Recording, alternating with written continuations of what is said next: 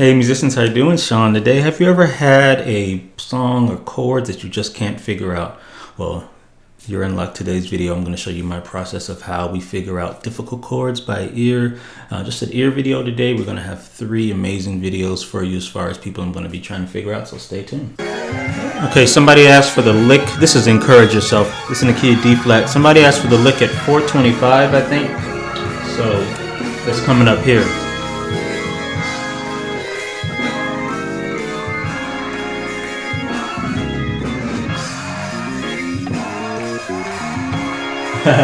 Yeah, man. So that's the kind of thing that people want to get. So let's try it first, and then I'm going to tell you what I'm thinking. They're at the part.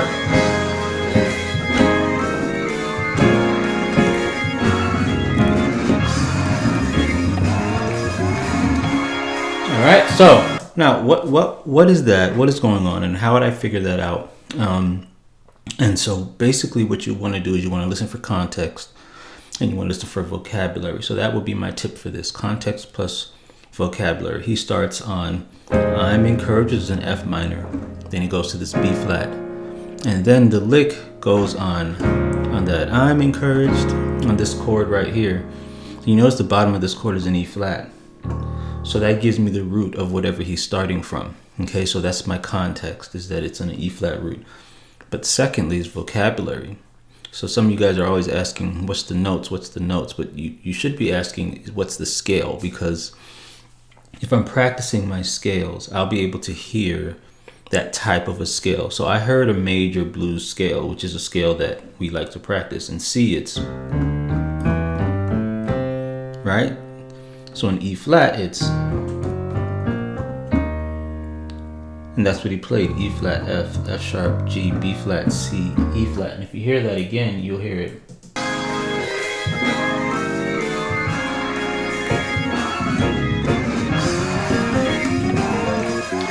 See, now, but when I was listening to that, I heard a variation. He didn't, because it didn't go. He didn't end up on that E flat. So now I have to use relative pitch to find out what note he's ending on. The best way to use relative pitch is to sing the note. So let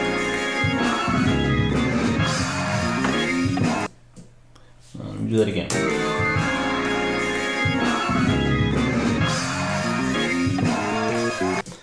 See, you heard ba-da-ba, right? So that tells me that this lick starts from an E flat and ends on a B. But because of the movement of the lick, you can't just go. So he has to use half-step movements to get there. So and you have to pick up on that. So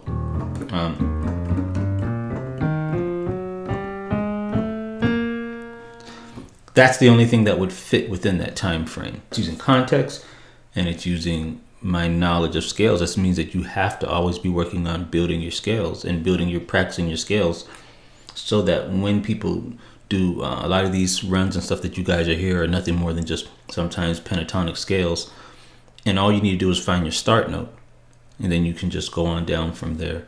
So that's how I would do that first one. Let's go to the next one. A student at the University of Maryland. Okay, so in this example, we're going to use Cedric Dent. Settings like this. And Cedric Dent is a member of Take 6. He's also responsible for a lot of those voicings that you heard with Take 6. So he's a jazz student. And this song was, I think, over 20, 30 years ago. But it's his version of Danny Boy. And I want you to listen to these chords that I was just kind of listening to yesterday. And I said, oh my goodness, these are some crazy chords. So I want you guys to listen. I want you to listen to it. Let me run to here. Okay, so remember, oh Danny Boy. All right, so let's see what he does with that.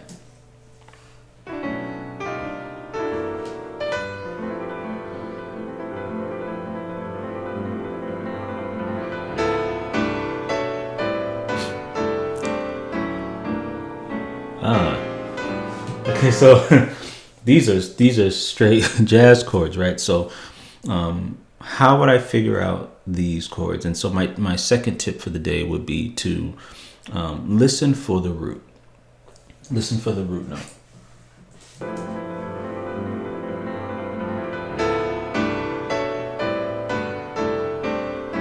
But finding the bottom note is something that it's a skill that is not talked about a lot. You know, when we talk about ear training, we talk about hearing the distance between two notes. Being able to hear the bottom note of a chord is another part of ear training as well, right? So, let's put that bass line on the screen.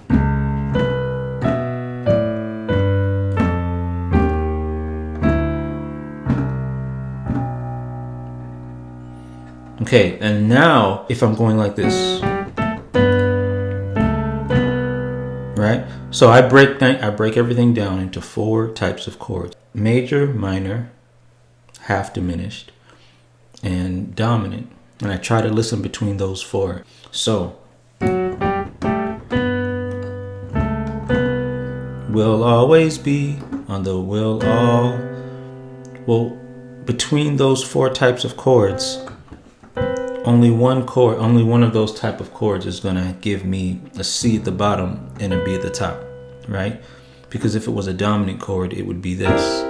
And if it was a half diminished, it would be this. And if it was a minor chord, it would be this. So I only have one choice. That has nothing to do with ear. That has to do with just determining the bass note, listening to the melody on the top, and playing the only chord that I could play, given a C bass and a B top. That would make sense, but out of the 4 that I mentioned. So that's how I do that. Okay, so again, it is logical. Now let's keep on going. Let me listen to this. So,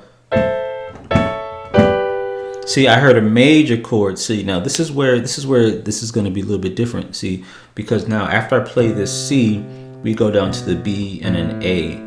But since I already know that, I'm only going to listen for the right hand. And when I listened in the right hand, I heard major chords. So this is the reason why someone's going to say, but it's a sus chord, right? No, but I'm hearing a major. See, I'm listening for voicings, major voicings, minor voicings. And so in the right hand, I heard, I want you to listen for that.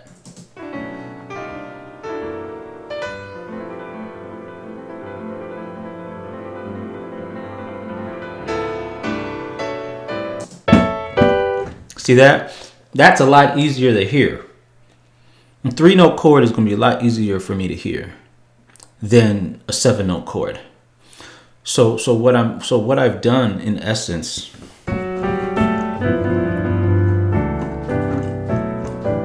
right? So someone would ask me, okay, so how did you get those chords so quickly? But in essence, because I heard an A major in my right hand and a B in the left hand, I filled in the other notes for myself, because that's going to make a B sus4. So I don't have to play exactly what he played. And this is the reason why I say when I'm transcribing, I'm never fully accurate, because I'm using context clues.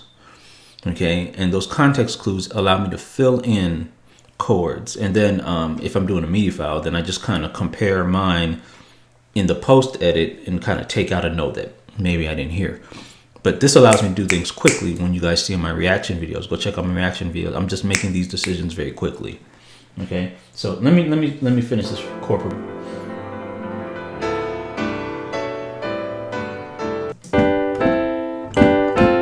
No. Yeah, see what I'm saying?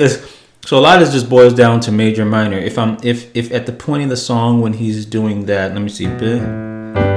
So that's gonna be a G chord.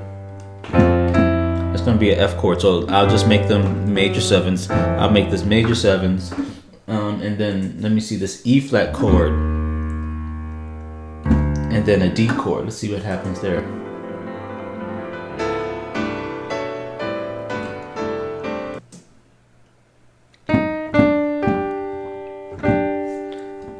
Okay, so again, I only heard 2 notes. Dun, dun, and an E flat in the bottom. That's going to give me my major 7 chord. I'll fill in the rest of the notes. Da, da, da. I heard a major chord. See, so I'm going between majors and minors here. I'm going between majors and minors. I'm putting in that bass note, filling in the other ones, and it's going to give me pretty close to what he's playing.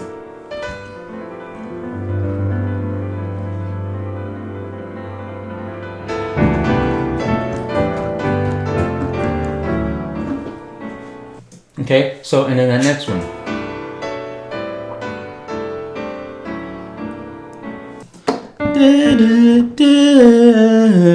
So you have to be able to hear that, sing the. So I have a course on my website that teaches that, and because what I found, and let me just make this statement here.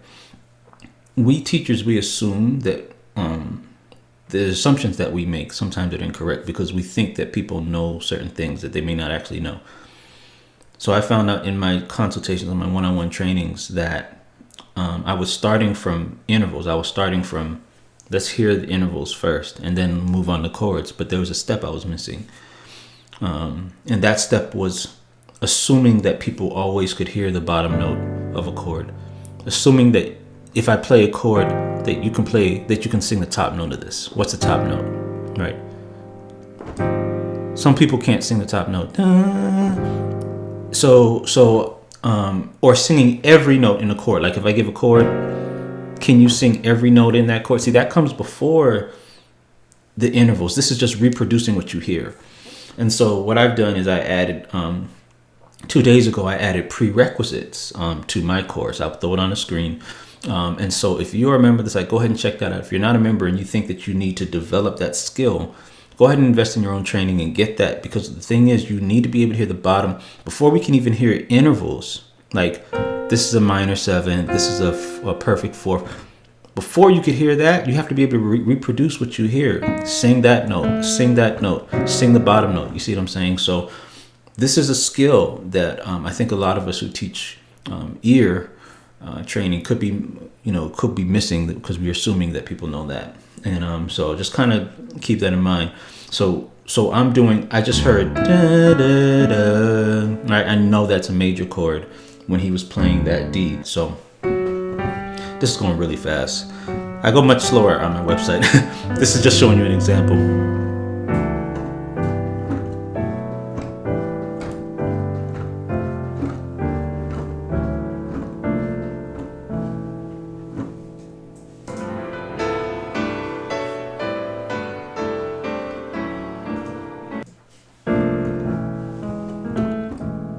All right, so again, that's that second. Let's go to our last example. So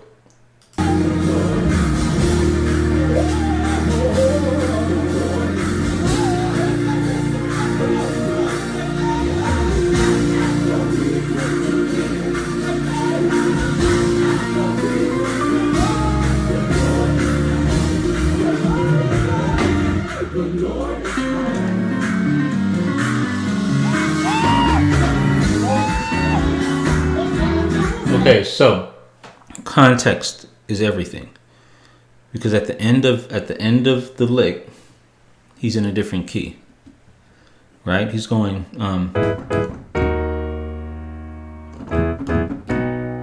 right. So if we're in the key of B, his lick goes to the 6 of B, which is an A minor chord.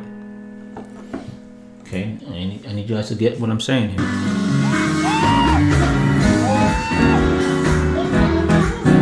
Okay, so you go to the 6. So this is a move that leads to the 6. What I would, my tip for trying to figure this out, now that I know he started in B, went to B flat, because this is an ear video, is to listen for the top note on this one.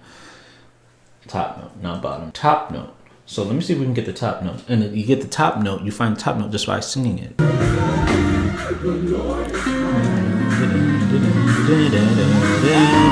See? So just like that, you can easily get it just by listening to it and singing the top.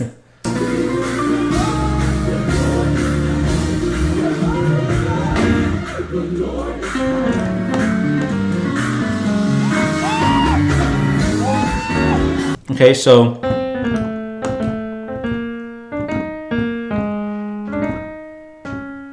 and then he goes, right? So that's the lick. So now I'm going to use the same thing I used before, trying to hear the different qualities. I'm hearing 2 diminished chords that he's starting with. See, so I heard diminished here. See, this is diminished. See? And then I heard a minor. Well, and even if I didn't know, there's a G at that point of the...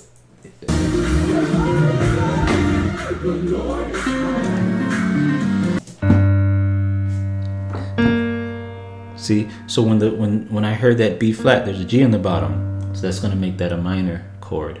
So I can add the F even though it may not be in there because it completes the minor chord.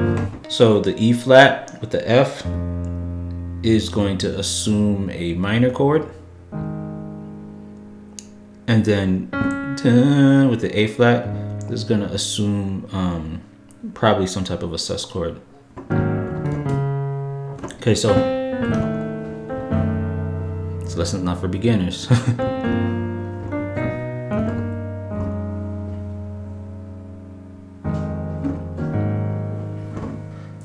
Yeah, see. We haven't done an ear lesson in a while.